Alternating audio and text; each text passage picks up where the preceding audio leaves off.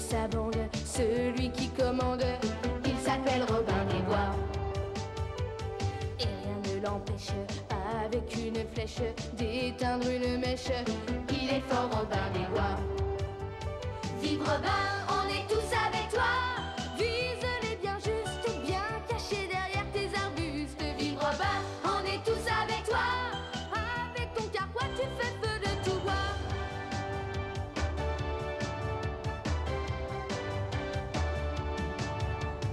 Il a l'œil qui brille, le cœur qui scintille. Les garçons, les filles aiment tous Robin des Bois. Petit Jean-Marianne, frère, tu qu'es son âne. Ceux que l'on condamne aiment tous Robin des Bois.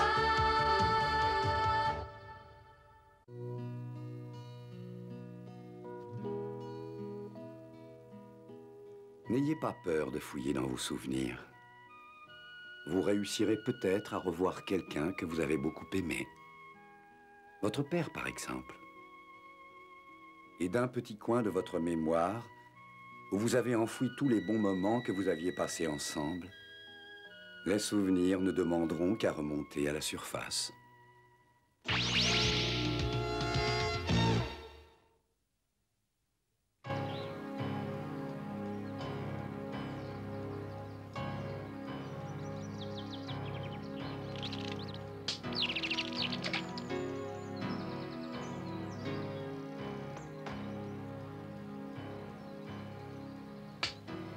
Encore du bois mort? Oh, c'est pas possible. Comment veux-tu chasser dans ces conditions? Tu pourras pas dire que je t'avais pas prévenu. On ferait mieux de quitter cet endroit au plus vite. Depuis 2 jours, c'est une véritable hécatombe. J'ai pas envie de subir le même sort que ces poissons. Ne dis pas de bêtises. C'est ici notre maison. La forêt nous fournit tout ce qu'il nous faut. Et j'ai pas envie de retourner au village. Mais et ces poissons? Allez, viens. On pourrait aller faire un tour au marché? Imbécile. Oh. Nos têtes ont été mises à prix. On ferait mieux de rendre une petite visite au frère Tuck d'abord. Il a sûrement une explication à la mort des poissons. Attends! Oh, mais pas si vite! J'ai des petites jambes, moi! Il n'y a pas une seconde à perdre. Il faut que je me dépêche.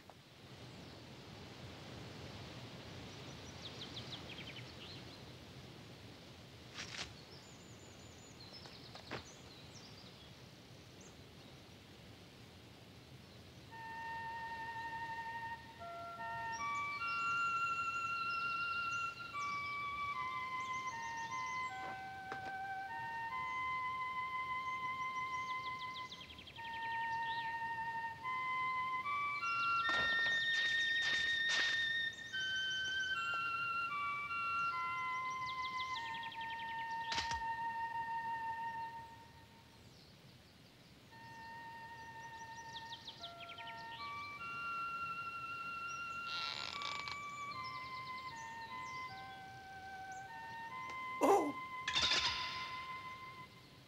Attention! Non! Qu'est-ce qui se passe?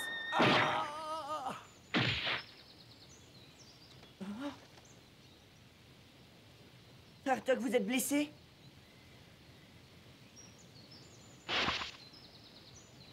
Tenez bon.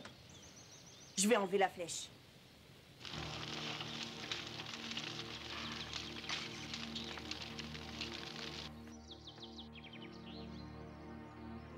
Ça va faire mal. Mordez bien ce morceau de tissu.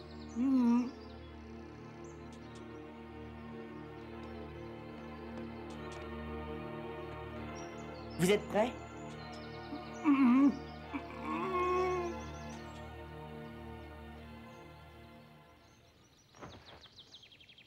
Vous croyez qu'il va s'en sortir? Ne t'en fais pas, il est juste évanoui. Sa blessure n'est pas profonde. Aidez-le, mon Dieu. Pauvre frère Tuck.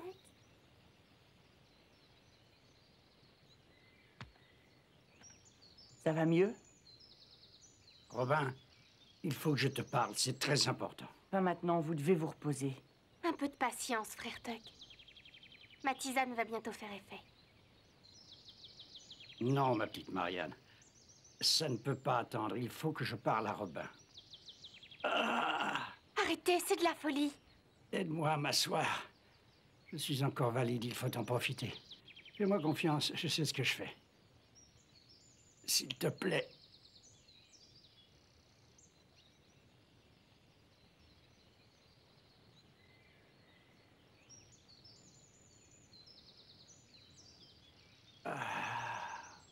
Tuck, je suis désolée.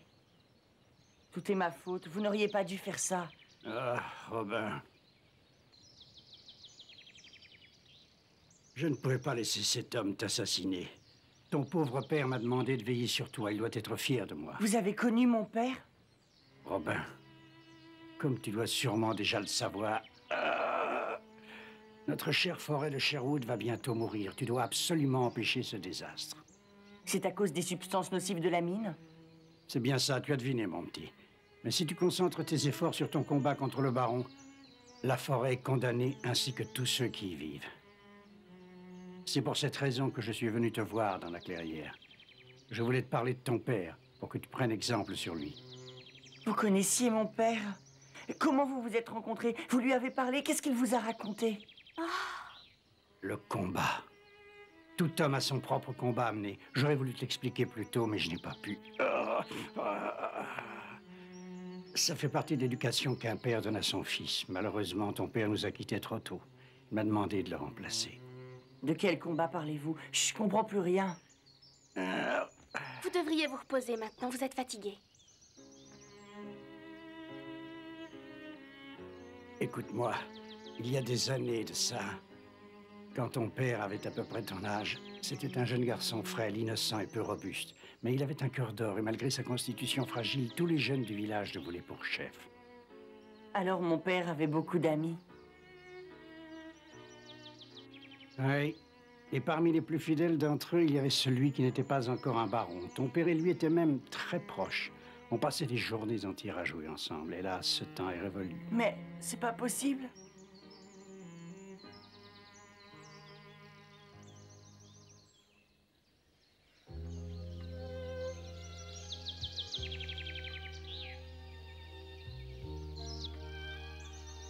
Aujourd'hui, je veux que tu apprennes par cœur 20 pages de ton livre de latin. C'est beaucoup, maman. Écoute, ton pauvre père travaille dur au service de notre cher gouverneur. Il n'a jamais eu d'ambition et je n'irai jamais à la cour. Tu m'écoutes? Pardon, maman. Continuez. J'ai d'autres projets pour toi. Je veux que tu réussisses ta vie. Et pour cela, tu dois étudier plus que les autres. Tu pourrais devenir l'intendant du royaume, par exemple. Je me suis bien fait comprendre. Oui, c'était très clair, maman.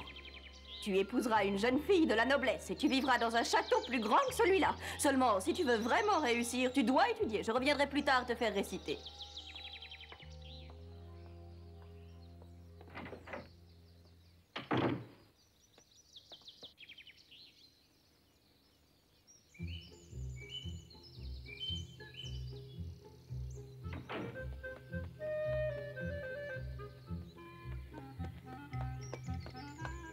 Bonjour.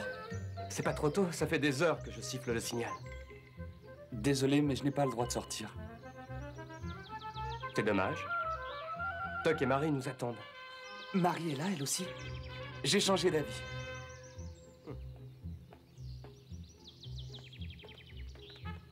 Oh non! Mais c'est George, il me semble, le fils de Huntington. Coucou!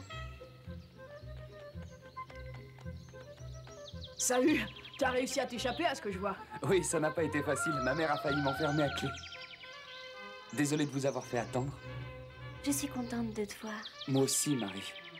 Tu es bien jolie aujourd'hui. Cette couleur te va très bien. Merci, c'est très gentil. Bon, si vous avez terminé, on pourrait peut-être aller se promener.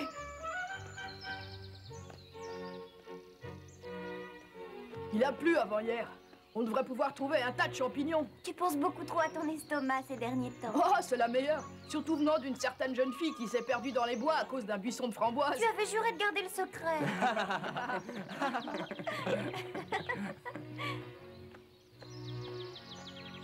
Dis, Marie, tu veux peut-être que je t'aide à... Oh, Georges, tu veux bien porter mon panier?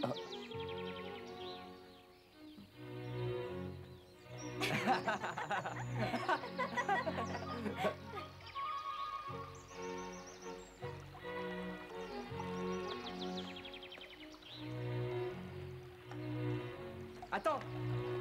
Et si on faisait une petite pause? T'es déjà fatigué, ça promet.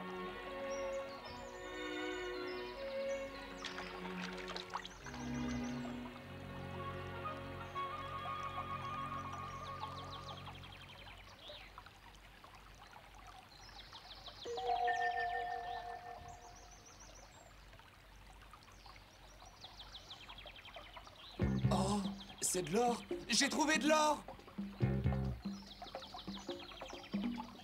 J'ai trouvé une pépite d'or. Je vais devenir riche, très riche. Attends-nous, où tu vas? C'est pas ce que tu crois, ça a seulement la couleur de l'or. Du cuivre! Hurrah!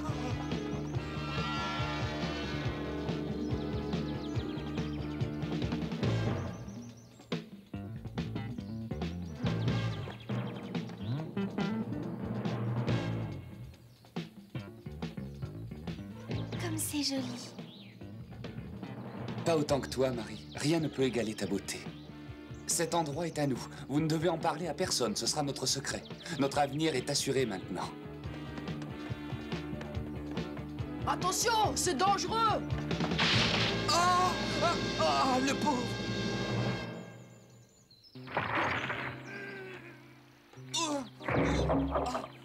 Je souffre. Faites quelque chose.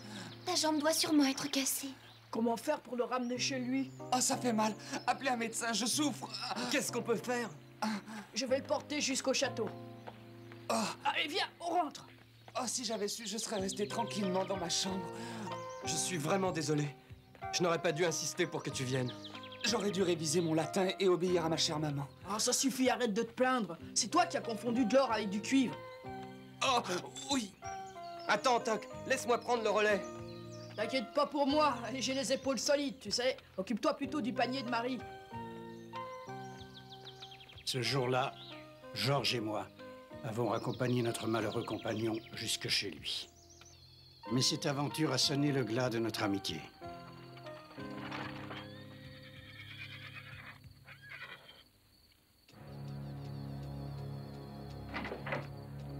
C'est à cette heure-ci que tu rentres. Notre fils a eu un accident. Le gouverneur ne voulait plus me laisser partir. Il a fallu que je règle plusieurs litiges à sa place. Qu'est-ce qui t'est arrivé? Rien de grave. Il s'est cassé la jambe. Il a préféré faire un tour dans la forêt plutôt que d'étudier. Ce n'est pas très malin de ta part, fiston. Te voilà cloué au lit pour un long mois. C'est la faute de son ami, le fils Huntington. Comment? Ce bon à rien, c'est impossible. Je l'ai vu de mes propres yeux. Il est venu sous les fenêtres de sa chambre et il l'a sifflé, comme si notre fils était à ses ordres et cet idiot a préféré le rejoindre. Ce faux rien mérite une bonne punition. Pourquoi t'es-tu laissé faire? Je ne comprends pas. Il t'a poussé dans un fossé, au moins. Pas du tout, papa. C'est lui qui t'a cassé la jambe, n'est-ce pas? Inutile de répondre, c'est évident. Tu aurais pu te défendre, tu n'es plus un bébé, désormais tu es un homme. Moi, quand j'avais ton âge, je savais manier correctement l'épée, personne n'était meilleur que moi au tir à l'arc. Avec une telle hérédité, tu n'as pas pu être assez bête pour te briser la jambe tout seul, j'espère. Mais non, enfin. Dis-moi la vérité, le coupable doit être châtié.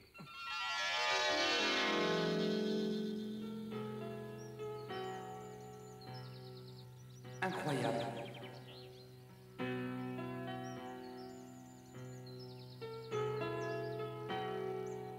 Comme c'est joli. Pas autant que toi, Marie. Rien ne peut égaler ta beauté. Cet endroit est à nous. Vous ne devez en parler à personne, ce sera notre secret. Notre avenir est assuré maintenant. Attention, c'est dangereux. Ne fais pas l'enfant. Raconte-nous ce qui s'est passé, je veux la vérité. Salut, t'as réussi à t'échapper à chaque fois. Ouais, mais ça n'a pas été facile. Ma mère a failli m'enfermer à clé. Désolé de vous avoir fait attendre. Je suis contente de te voir. Moi aussi, Marie. Tu es bien jolie aujourd'hui. Cette couleur te va très bien. Merci, c'est très gentil. Bon, si vous avez terminé, on pourrait peut-être aller se promener.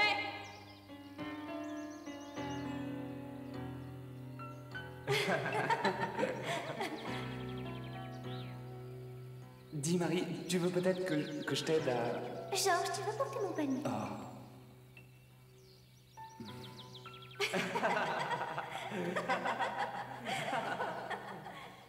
Parle sans crainte, mon grand. C'est Georges. Je voulais traverser un fossé sur un petit pont de bois et il m'a poussé, voilà. J'en étais sûre.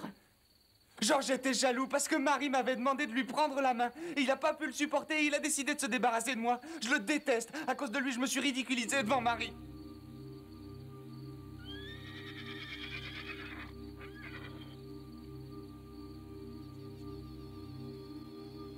Georges est incapable de faire du mal à une mouche. Vous osez traiter mon fils de menteur? Je n'ai pas de temps à perdre avec un vulgaire valet. Je veux voir Lord Huntington et vite. Désolé, mais c'est impossible. Sa signorie a accompagné sa femme en ville. Je ne te crois pas.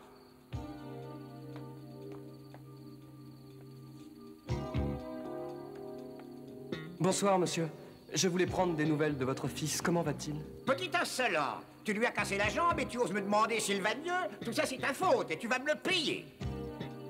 Vous devriez rentrer chez vous, messire. Il a raison. Je suis le seul responsable de cet accident. Veuillez me pardonner, monsieur. Ah, tu avoues, ça n'est pas trop tôt. Messire Georges. Je vous attends, toi et ton père. J'exige des excuses en bonne et due forme, une indemnité conséquente. Et je te préviens, si je te surprends encore une fois à rôder autour de chez moi, je t'embroche. Pardon, messieurs. Tiens-le-toi pour dit. Mais enfin, qu'est-ce que vous avez fait? Je l'ai presque forcé à nous suivre dans la forêt. Tuck m'avait pourtant prévenu, mais je ne l'ai pas écouté. Halloween passe ses journées à étudier, je voulais qu'il ait une récréation. Vous avez eu tort, messire. Dehors! Tu n'es plus bienvenu ici!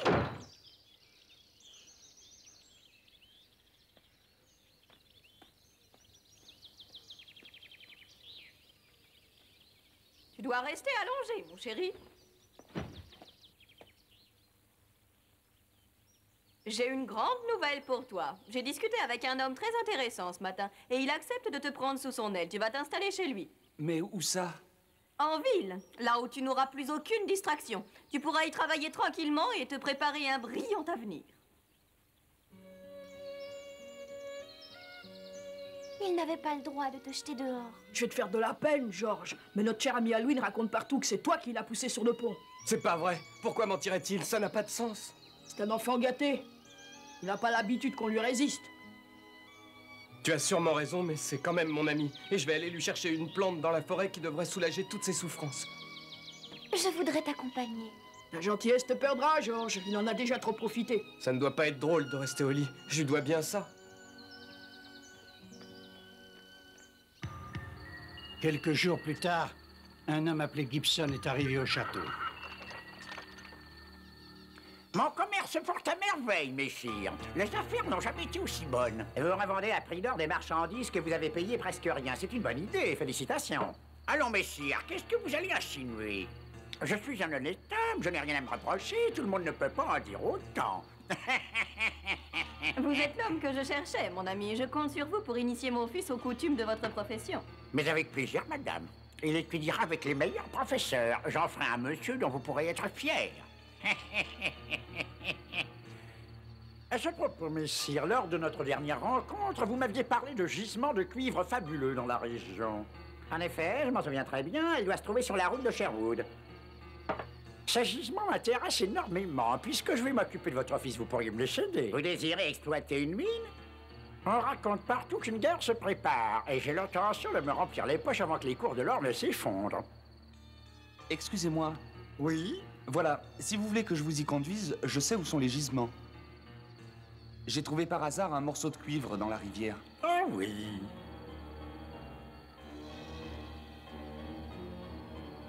Je ne vous ai pas menti? Je n'en crois pas, messieurs. Ce minerai renferme un grand pourcentage d'or. Je n'ai jamais rien vu de pareil. Vraiment? Puisque je te le dis, mon petit, je ne sais pas comment te remercier. Demande-moi ce que tu voudras et tu l'auras. Hurrah! Lâchez-moi, monsieur, On vous me va faites être mal. riche, on va être riche. Quelques jours plus tard, notre ancien ami faisait ses adieux à ses parents, pendant que Gibson et ses hommes envahissaient la forêt dans l'indifférence quasi générale.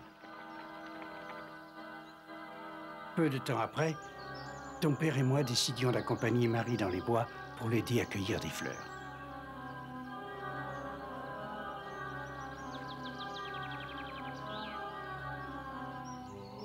Bonjour, mon grand. Ça te dirait de finir en civet? Oh!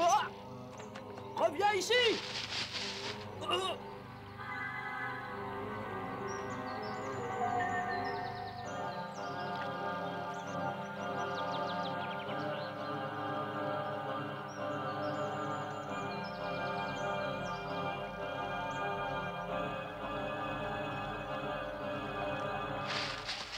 Georges!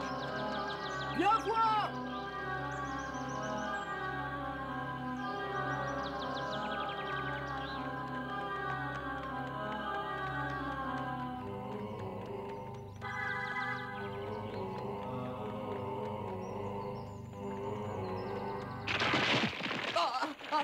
Attention! Ça va? T'es pas blessé au moins? Tuck, regarde tout ça. Oh. C'était les gisements que nous avions découverts. Halloween avait trahi notre secret. On avait pourtant juré de n'en parler à personne. Mais attiré par l'appât du gain, il n'avait pas tenu sa promesse.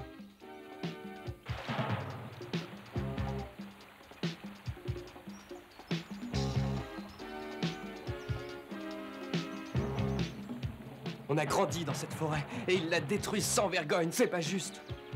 Je ne lui pardonnerai jamais. Jamais, vous m'entendez?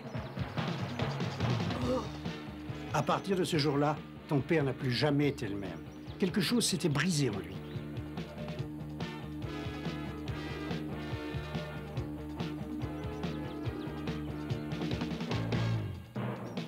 Racontez, qu'est-ce qui s'est passé après? Je veux savoir. Les hostilités ont rapidement commencé. Et ensuite, ça a dégénéré en bataille générale. Ton pauvre père avait la rancune tenace.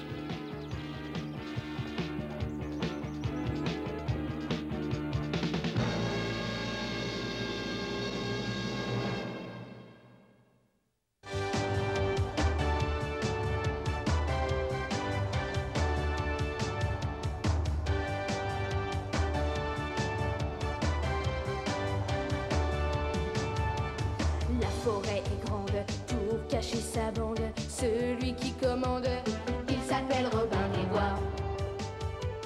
Et rien ne l'empêche, avec une flèche, d'éteindre une mèche. Il est fort Robin des Bois. Vive Robin!